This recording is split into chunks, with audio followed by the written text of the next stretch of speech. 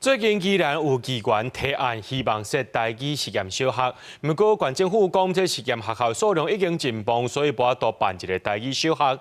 那在地台语强学团家长就表示，尚无县政府爱规划宜兰乡的台语教材，保留地方的口口。那教育处是回应讲，因会研究甲规划。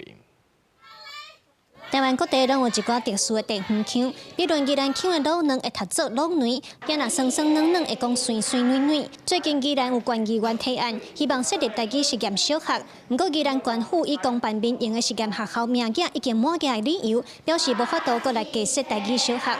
在地台语强学团认为，就算讲无法度办台语学校，县府嘛应当规划符合宜兰腔、宜兰人文的台语教材，维护宜兰的特色。若是教材拢统一、拢共款用台语的教材，可能无法度甲阮这宜兰腔的特色放入去，所以阮的地方的囡仔可能对宜兰腔就无遮熟悉。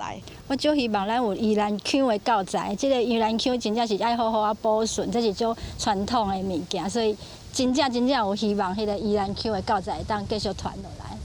提案希望宜兰县府推动成立台语实验小学的议员谢灿辉，对开发宜兰台语教材的议题嘛表示支持。根据国家语言发展法，伊认为县市主管机关有这个义务来规划。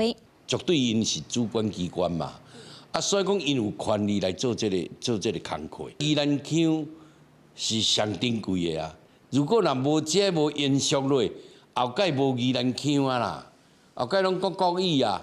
原来宜兰县教育处是回应讲，针对适合宜兰学生囡仔的台语教材，会搁来研究规划看卖。语言这部分就是爱甲保留起来，另外就来推广，像咱宜兰腔的特色，这部分阮来研究看。